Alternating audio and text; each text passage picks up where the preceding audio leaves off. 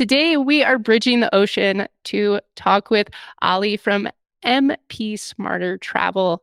I had the opportunity to sit in on a cargo bike 4 hour webinar a few weeks ago, which I'll link below. And Ollie was somebody that really stood out. He knows a lot about the idea of bikes for business, but his role is to help businesses figure out how to get started and how to be that connection between the idea and activation.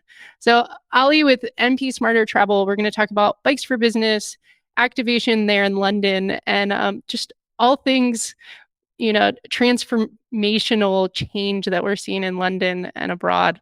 So, Ali, thank you so much for joining us. No, thanks for having me. Yeah, great to be here. So, I think of you as a leader in this space because you're really that in between connector of seeing everything that's happening on the ground, the barriers that businesses are seeing and experiencing, and then helping them overcome those barriers. So, can you just tell folks who you are and then what your organization does? Yeah, sure. So, yeah, I'm Ollie. I'm the head of consulting at our transport consultancy called MP Smart Travel. We kind of pitch ourselves as engagement specialists. So, our focus is really kind of either influencing behavior, be it with businesses or with schools or the general public, or then like gathering information from those groups. And as you rightly say, like a big focus of ours for about 3.5 years has been cargo bike and cargo bike promotion. We've got a great team at the moment, myself included, used to be kind of like cargo bike couriers. So we've spent a lot of time on the road riding these bikes. We know the hardware. And so what we're doing now is taking on large areas of the UK and talking with hundreds, if not thousands of businesses, identifying what their barriers are to the kind of uptake of cargo bikes, and then influencing their behavior. So we have, funding available for these businesses, but really most of the work is a kind of hand-holding exercise. It's a fantastic emerging market that holds so many benefits for businesses, and we want to help them kind of unlock that by pointing them in the right direction of third-party services that arrive by bike or buying their own. What are those big buckets of barriers that you're seeing?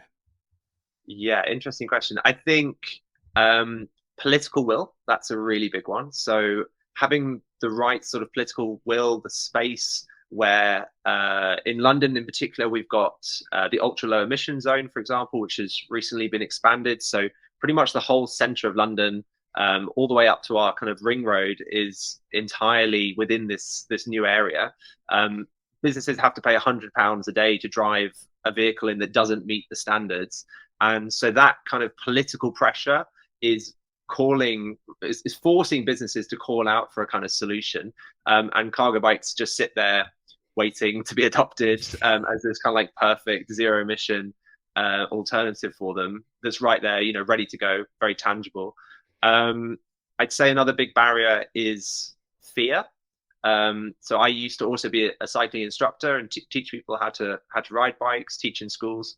The biggest barrier I found in that job was always fear. So this like fear of the road, fear of being within traffic, and we're seeing that from a lot of businesses, which is why we're always promoting these like couriers who ride bikes every single day, who have professional training, and they do loads to maintain their bikes so that they're in peak condition.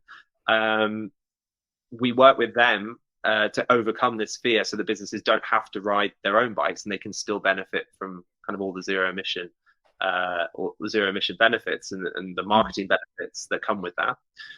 And I'd say another one then is infrastructure. So tied with the kind of political will, having the right space. And you talk about Team London Bridge, like this is an environment just on the south bank of the River Thames in the centre of London.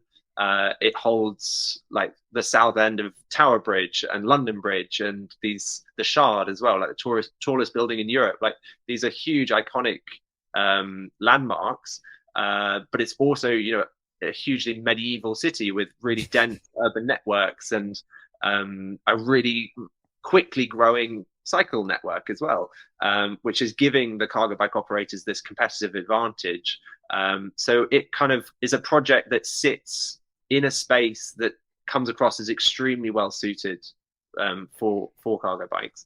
Then I'd say as well, there's kind of like this snowballing effect. So less of a barrier, more of an incentive. Um, people are seeing other bikes being used on the road. We did some street counts recently, and I think we saw over 450% increase in cargo bike use within a year. Like there's so many more of them on the road, and businesses, when we call businesses or when we meet businesses, the conversation is no longer starting with what's a cargo bike, like what are they for, what can they do, and is much more orientated around, oh, I've seen them, like can we get our business to start using them, how do they work, what are the different options out there. And like I said at the beginning, that's kind of where we sit, in that middle ground to help pair the business with the cargo bike that's right for them. Yeah, that early adoption, we're we're finally past it, I feel like, right? Like we have the product, we have the infrastructure, and we have enough case studies to prove it, and now it's just to figure out how it fits the best with businesses. You mentioned that you have funding. Where is that funding from? Yeah, so we've just to summarize, we've done projects in three different areas of London. Two of them were more kind of outer boroughs where the local authority fully funded the project. We then had two different phases of our project in London Bridge, in that Team London Bridge area.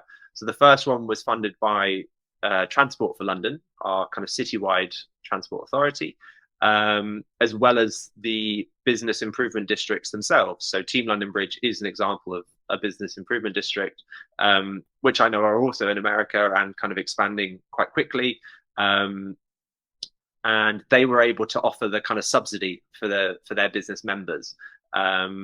The second phase of Bikes for Business, which is live at the moment, that's funded by a charity called Impact on Urban Health, and they've got a really big focus on improving urban air pollution in exactly the sort of area where we're working. So that's fit really, really well. They have close ties to the nearby hospitals as well.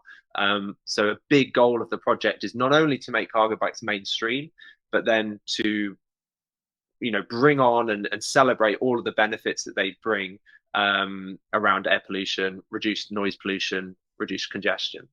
And then finally, we've done work in Brighton and Hove, so right on the south coast of the UK, again, funded by the city themselves. That one was all delivered during COVID, and amazing kind of different conversations with businesses that were panicking about having to do deliveries, trying to totally diversify their business. And we were struggling as well, but still managed to kind of deliver this project where we were really able to help businesses kind of do a bit of a U-turn, start outbound customer deliveries, still stay true to their kind of sustainability commitments. So yeah, there you go, a whole range of different funders, different scales as well. I mean, we know that the Department for Transport, so our kind of national transport body, they have kind of national rounds of funding. They've done 2 rounds now of cargo bike funding, funded hundreds of bikes across the country. So again, that feeds into that kind of political will argument that we spoke about earlier. The groundwork is there, basically. Like the trials are done, especially in London. We are like ready for that widespread adoption. It's so exciting to watch, because I think here in America, we have the adoption in major cities, and then smaller pockets. But the fact that your government is funding cargo bike adoption is just mind blowing from our side. Ali, you've talked about a lot of maybe different size projects. From your place as that connector, how do you know when a community is ready? How do you know if it's the right time? Because I feel like sometimes it's a business that has the will, maybe it just makes sense, or the right person's in power to make those choices. And sometimes it's community or city led. And from your standpoint, when you are looking for new businesses or new communities, what are you looking for to know that maybe they're just a few steps away from adoption? Yeah, I think that's a really, really good question. I think to start off from a kind of commercial point of view, as a consultancy, we need someone to support our work, to fund our work. So in most cases, we're looking for that initial kind of spark of interest from a local authority before we go in there to say, we can support you in this project. And so quite often, yeah, they've already done some groundwork to identify that there is kind of demand from their businesses. For a project that we did in Brent, which is a local authority, it's in the outer boroughs of London. That project started with an initial study because they had no idea. It's the first time we'd looked at an outer London area. It's lower urban density, less cycle infrastructure, less of a demand for cycling. Cycling in general is just less common. So we did an initial study. How many operators, how many couriers are going to come out this far and actually do deliveries? How many kind of high priority businesses are there in this area? And so through all of our kind of hundreds of engagements, we know now, just from a little bit of an intro to a business and where they're based, you can get a sense of kind of, are they ready to take on cargo bikes or not? Are they going to have an appetite for it? And so with that research, we then picked out different town centres within the borough that looked primed and ready for cargo bike adoption. They had operators that could travel that far out. And so even in that kind of outer London environment, we were able to find these businesses that were really interested. I'd also say there's a bit of a sales part to the whole process. A lot of it is convincing that business owner or head of sustainability, head of marketing in the business, whoever it is, that cargo bikes are going to work for them, that there is a solution for them, that it's affordable. And so that's exactly what we do. There's multiple engagements. So walking out there, talking to some businesses face to face, phone calls, emails, kind of taking them through the whole process. I was just going to talk about kind of the other part of your initial point there around like the areas that look ready for cargo bikes. And so not on a smaller scale, so not a whole city. So let's say at the moment, like Manchester, for example, we haven't worked in Manchester, but they're looking ready for like widespread cargo bike adoption. They've got different areas of outer Manchester that are exploring the idea. They've just had a kind of app-based cargo bike share scheme just launched within the city as well. They've got a couple of retailers that will sell cargo bikes and sell trailers. And then they've got the kind of urban density that's required to give the riders their competitive advantage over vans. So it's a city that is kind of ready to really massively increase the number of cargo bikes that they're using. And yeah, so it's kind of picking up on all those different things. Then on a smaller scale, within a city, it's kind of identifying those high streets, those hotspot areas where there's lots of businesses, especially smaller businesses. If you want to talk about like low hanging fruit, they're really the prime businesses are these smaller ones where it's very easy to engage with the owner, especially if they've got some sort of sustainable aspect to their business as well, like the packaging or one of their key goals or drivers is around sustainability. Then again, that like highlights them as a high priority business for sure. So we look for those sorts of areas, and we look to kind of focus on those. Markets is a really good example of an area where we'll go in and do a lot of engagement. But then interestingly, we've had some really great engagements with like Ernst & Young, a multinational massive organization, or PwC, or the Greater London Authority, so like the mayor's office within London. So much larger organizations that equally have these sustainability commitments that they want to meet. And again, we're able to find great opportunities to support them. And not only just with like courier trips as well. So there's so much variety now in London of different services. And that's what makes pairing these businesses with services so much fun. And I guess it's all linking together, but another part of the like barriers is that you need this market that's available. So you need some couriers, you need a butcher who can deliver by bike, an electrician that arrives by bike, for example. And then once you've got that market growing, you can then really start kind of like pushing out these new sustainable zero emission services to these businesses. And it all starts to grow then quite organically. It's really cool. And you mentioned just now a couple of the options. So it's delivering goods, it's delivering, product, food, things like that. And how high density of an area do you need? And I'm thinking for myself, here in the US, a lot of us during COVID became used to using like Uber Eats. I don't know if you have it there, but like Yeah. a third party food delivery company. And for the most part, they're using cars, except in like New York City, they deliver by bike. How high density do you need when you were looking out at those smaller areas? Like if you looked at a map, what would be the perfect area to look at? Because here in America, we have sprawl because we love the car. Um, Yes. so if maybe it's a smaller town, but that delivery area is smaller, and then you go to car. So what do you look for when you're looking at a map and density?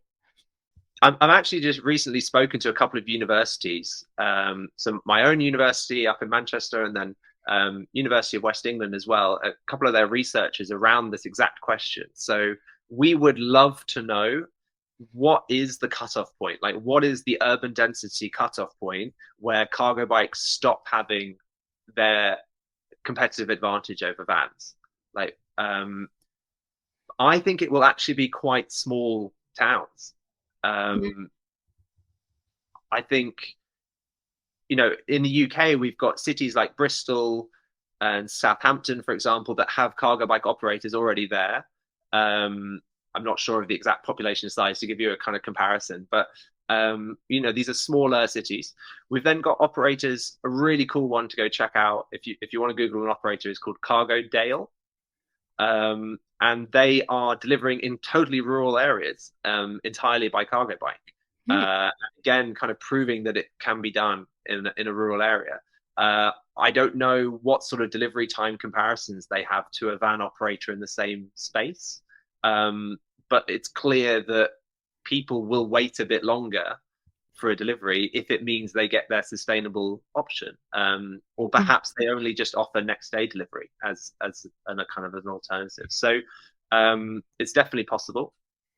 I think, yeah, your urban sprawl in America kind of scares me, like these massive car Me parks. too. Yeah, Yes.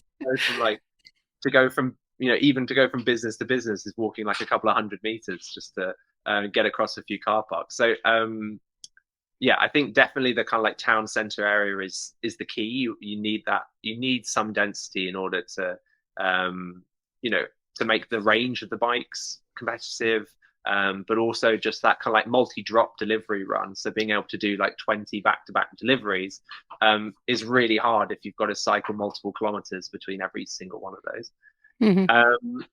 Then also, you mentioned right at the end of there of your point, this idea of kind of coming in towards the towns and then switching to cargo bikes. And we're seeing more and more operators kind of offering that in the UK. So people like Zedify, for example, which is operating over multiple different cities in the UK, they'll use electric vans to do that kind of like trunk mileage from another city from one city to another, and then arrive at a hub, unload, reload into cargo bikes, and then distribute that across the kind of new city using entirely cargo bikes. And I think that's a model that could work extremely well in multiple places across the US. Then also we're seeing some larger players like FedEx, for example, like start to use cargo bikes in the same way that you described in the US as well. So they're integrating their HGVs, their lorries, trucks, and like with their cargo bike deliveries as well. I'm jealous of your low emissions areas because I feel like that's also pushing us where it's expensive to drive through some areas of your town. So it just makes sense to offload that to a bike, which could be faster in those high densities. You have the cost of it, but then also the time and hassle where it's like cheating, where like you can just ride up and park outside of the delivery place and you don't have to load, unload, deal with hand trucking and things like that. And I'm surprised that it isn't more adopted in our town centers here. And I think part of it's we don't have those operators outside of New York City or DC or something, except like one person couriers that are more just like fetching law documents across town. which is a much different mentality than working personally with a butcher that promotes that they're delivering by bike and you should order from them instead of your local store. I think there's a lot of work to be done as well in just educating the general public on the capabilities of these bikes. Mm-hmm. Simply, if people don't know that the option is there to use a cargo bike, or the thought of using a bicycle in their mind is limited to a few envelopes or a couple of hard drives, that's got to be a big part of education. We're seeing cargo bikes now with a 400 kilo carrying capacity, or if you want to talk volume, like cargo bikes with a trailer on the back that's open top trailer. You can carry so much equipment on one of those, so much stock or so many products on that. And so being able to kind of teach people that is now an option, I think that's extremely important. Then also finding those trailblazing businesses that are going to take the potential economic hit of it not working, to choose the kind of cargo bike option.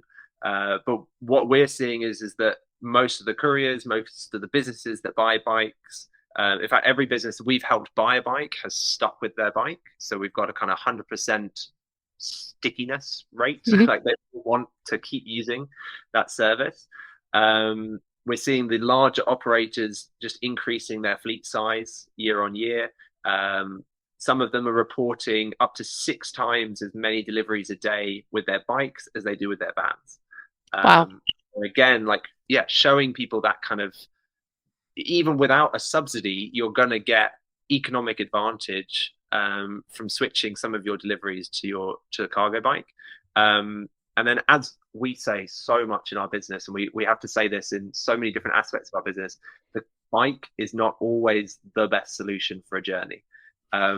Like it is okay to hop in a car or a van to do some deliveries where it is kind of the most efficient vehicle to do that. And I think that's, again, a key point, is like, we're not pushing for every single business to do every single delivery with this new method. We're happy to have the variety. It's just when it's the best option, we believe you should go with the best Mm-hmm. option. That's kind of right at the heart of MP Smart Travel and what we do across all of our different projects. That's brilliant. And I want to emphasize as we're closing out this that the hard work, thankfully, has really been done at this point. There's a lot of studies, there's a lot of examples, everything from business type to bike type to distances and insurance and all those things. So, where should I send people to learn more information about what you do and then also just some of the examples of the work that you've done? Yeah, I think the MP Smart Travel website, we've got blog posts on there that talk about our different projects. We're very active on LinkedIn, so you can follow us there, see kind of live updates on our different projects. The Bikes for Business website, which is our largest active cargo bike project at the moment, with Team London Bridge in that kind of central London area. That's got a brilliant website hosted by Team London Bridge. There are then also lots of other project partners as part of that project. So the local council, Southwark, other business improvement districts that are nearby, and some other business partnerships as well. So going on that website, we've got a directory. So it shows all of the businesses that we've identified that deliver by cargo bike. And so you can see loads of different examples, from printing and graphics to tradespeople, to butchers, fishmongers, all sorts of businesses. And hopefully that kind of inspires other people, even if they can't receive the deliveries from those businesses themselves. We've also, like you say, we've got a cargo bike types document. So it's not an exhaustive list, but it shows off some of the different models that are out there, their carrying capacities, estimated price. We use that a lot in our engagement with businesses to kind of inspire them to kind of invest in cargo bikes and start thinking about all the different options that are out there. Yeah, I think Team London Bridge is definitely an area to kind of follow. We're going to be pushing for 300 businesses in this area of about 2,400 businesses to start using cargo bikes in one way or another. In our previous phase, we had an area of about 350 businesses. We got just shy of 60 of them to start using cargo bikes in one way or another. So again, you know, large percentages of businesses all kind of making a switch. You could also check out the Brighton and Hove project. So that's called the e-cargo bike accelerator project. So that was based off helping the local authority to gain some funding from the Department for Transport, that funding I mentioned earlier, buy a load of cargo bikes for local businesses and some internal like operations, their like post team and their gardening team as well, like using cargo bikes. And then from that, like engaging more and more businesses, trying to get as many businesses in the local area to get on board with this kind of shift towards zero emission travel. Yeah, shift and just rewiring how we use our streets. It's really, once you see it, you're like, oh, it takes up so much less space and gives space for other things, which is so important as we're building out your medieval towns, as you called them. Yeah. And if you're listening, I will put all of the things that Ali just mentioned in the links below. So just click through. I'll do my best to summarize it in an article, but there's so much work happening over the last 2 to 5 years because the product and the infrastructure and the funding are all coming together at the right time. Unfortunately, COVID happened, but I feel like everything was accelerated because of it. And so it made it, at least here, I can speak of many businesses that were able to survive because of delivery and making it affordable to start delivering. Yeah, totally agree. Totally agree. I think the market is growing so quickly. It's why we love to support all the different operators in the cities that we work in, because to support one and then have four more pop up in the next 6 months, to have two new models of cargo bike arrive, for example, in the same period. Like there's so much happening in this industry. We need to be flexible. We need to kind of help the industry establish itself as well. So we're looking at like codes of practice and how riders ride, or working with insurers, working with training providers, to understand like how best to use this new tool that we've got. It's cool because it's like going backwards in some ways. Like the bicycle was used for deliveries for many years, but with these new electric motors, the new hardware that we've got, it's a whole new kind of capabilities. So yeah, it's really, really cool to be kind of at the forefront of engaging businesses, teaching them about this new way of delivering, and then like trying to change whole parts of cities, to kind of have quieter, cleaner, greener streets. I might go even as far as saying like contributing towards sort of taking on climate change and trying to reduce the impacts of climate change. I think you can inspire a whole city, and then that city can inspire others, and it kind of grows from there. No, you're doing great work. And I look forward to like 5, 10 years from now and being like, remember when cargo bikes were just like starting and the change that we've been able to see? Definitely, yeah, agreed. Excellent. Well, everyone, thank you so much for watching, and look below for all of the notes and links from your great work. Thank you, Ali. Thank you. Thanks for your time.